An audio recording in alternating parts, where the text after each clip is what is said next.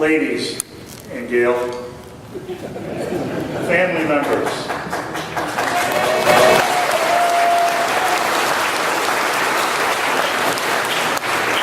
and friends of Freemasonry. What a beautiful day and what a tremendous place to be for Tompkins Chapel on our Masonic campus. We, my brothers, celebrate with you on your investiture as part of a great team of leaders in our Masonic fraternity. We will be working as one, and that is why I stand here on the level instead of up in the pulpit. Freemasonry and its tenets should be what are important to us, not egos and what's in it for me.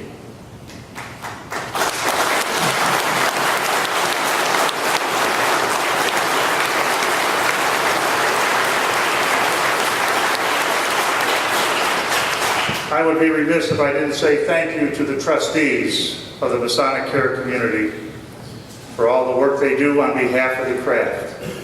As you came on this beautiful campus, you could see all the great things that have been done in preparation for St. John's Day weekend.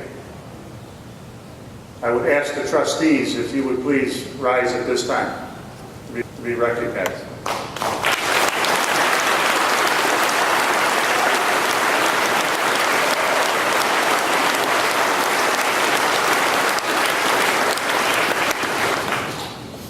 We can't say thank you enough.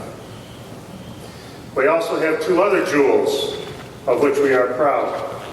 The first, the Masonic Medical Research Laboratory. And those brothers are sitting over here. Would you please rise? Including the Executive Director.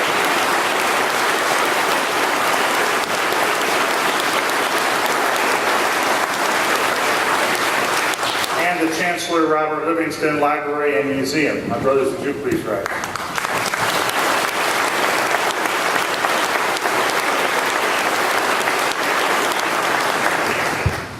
Brethren, we must continue our support of these three Masonic jewels. My brothers, as you travel back to your district, I ask that you bring a message of need for the continued support of our three great tenets: brotherly love, relief, and truth. Or as I like to say, brotherly love, charity, and integrity. We need to learn to like each other. We need to support each other and our families. Freemasonry cannot be a 1 or 2 times a month commitment. We need to be concerned about each other every day. If you hear of a brother who needs our help and support, be the first of many who reach out and help. You know it's the right thing to do. As a past Grand Master used to say, let's do it.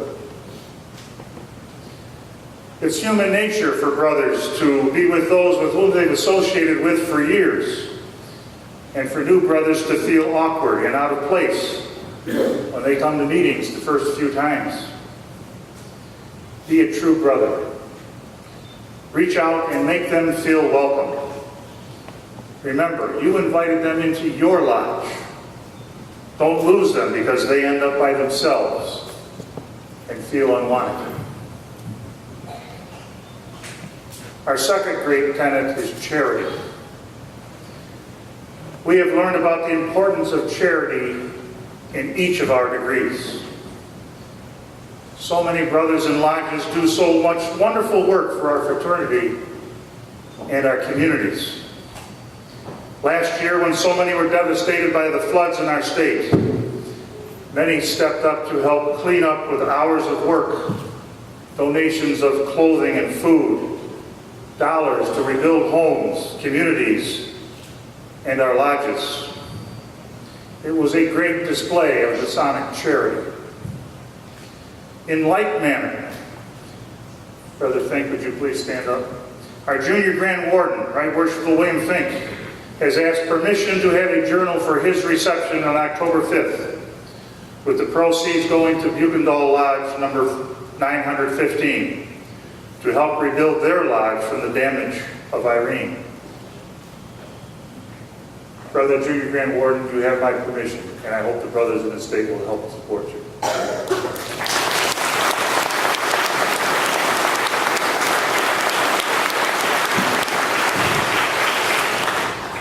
Districts do so many activities, from dinners to bowlings to walkathons, to support local needs. To these I say thank you, and continue doing what so many of you do. For our primary Grand Lodge charity, the Masonic Brotherhood Fund, I ask that you ask your brothers to give a meaningful donation to help our Masonic charities. This year there are some changes in the Masonic Brotherhood Fund. The Brotherhood Fund envelope will have fewer categories than in previous years. We have a new Brotherhood Fund chairman, Right Worshipful Bruce Testa. Bruce, are you in the room? He's not here now. But I hope you would give him the support that he needs. He will be asking for your support. Everywhere I go, I will ask for your support to our charity fund. As district deputies, grand masters, and Grand Lodge staff officers, I ask that you do the same. The final report for this past year shows that only 22% of our craft supported our charity. Please consider making donations for this year's drive. In May, at the annual communication, you will hear a detailed report as to where the contributions were allocated. It is important that the Brotherhood Fund be transparent, and everyone should know what we are doing with our donations. In past years, Grand Masters have handed out lapel pins commemorating their year. In support of the Masonic Brotherhood Fund, I am asking for a donation for a pin. All the money collected by the District Deputy Grand Masters will be put into the Brotherhood Fund. In addition, in the past, a gift was sent for a donation of $100. My brothers, we should not have to be given a gift for doing what is right.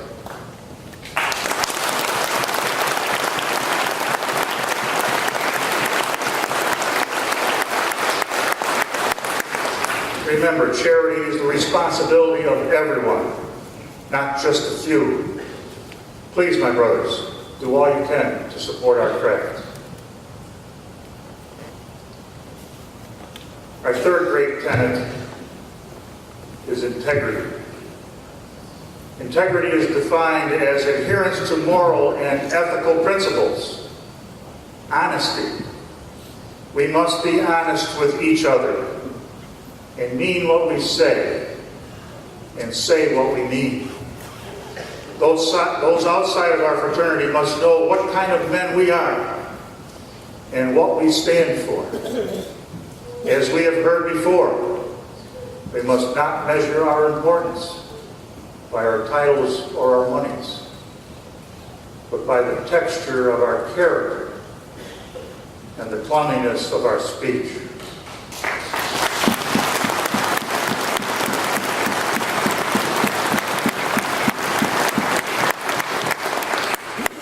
Integrity is a divine attribute and the foundation of every virtue. To be good and true is the first lesson we are taught in Masonry. Hence, while influenced by this principle, hypocrisy and deceit are unknown among us. Sincerity and plain dealing distinguish us, and the heart and tongue join in promoting each other's welfare and rejoicing in each other's prosperity. The glue which holds us together as brothers is our ritual. We need to strive to do the ritual flawlessly. Demand the very best from everyone in the rendering of our ritual. Be proud of your presentations to the candidates and brothers for the various degrees. as well as the opening and closing of the lodge. This year I've appointed a new Grand Lecturer, Right Worshipful Robert Strang. Bob, would you stand up so everyone can see you?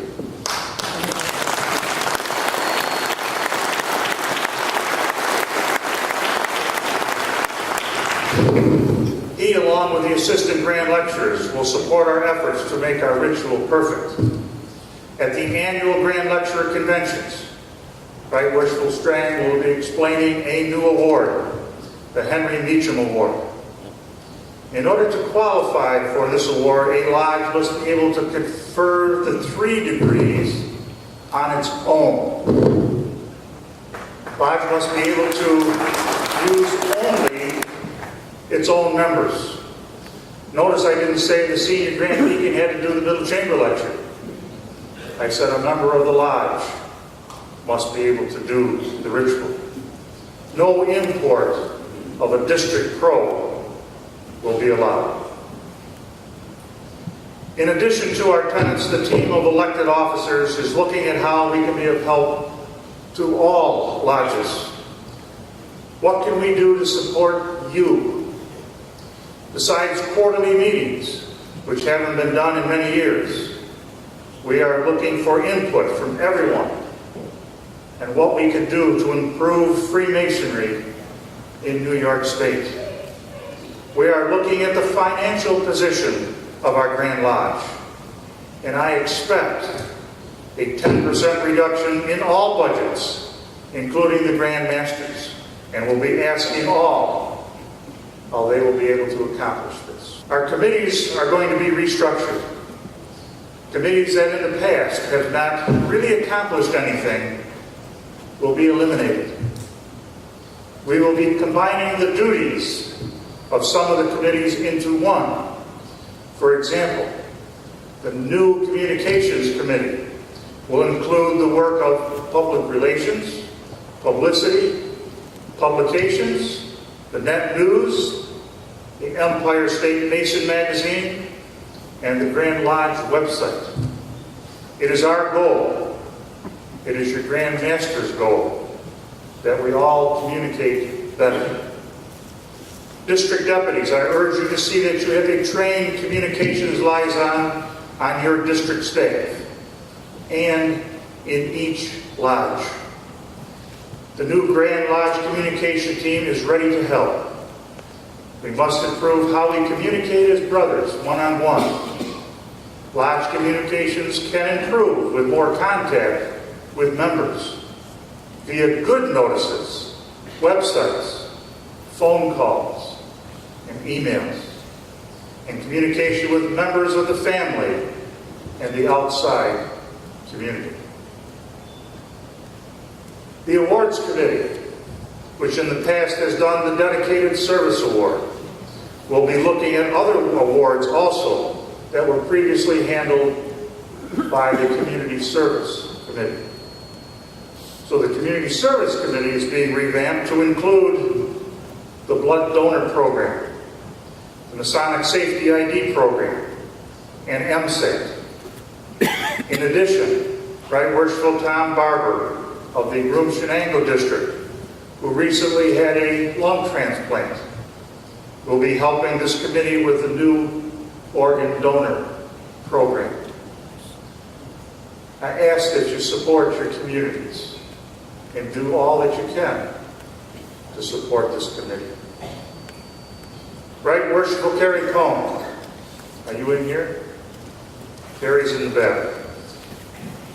The chairman of our youth committee continues to do many great things that the youth committee has done. And he will be receiving assistance from brothers who want to put more emphasis on our Masonic youth, the Demolay, Rainbow, Constellation, and Triangle. Right Worshipful District Deputies, wherever you go, include something about our Masonic youth in your talk. Our military and veterans outreach program give assistance at military and veterans hospitals. Brothers, this hand-on activity is to be supported. I encourage you to get everyone in your districts involved. Shortly before our parade into this gorgeous chapel, again, we laid a wreath at the Soldiers and Sailors statue. And I said to those in attendance, what I do is insignificant. But those brothers who stood there as veterans before us this morning, they are the important brothers that we should all be supporting.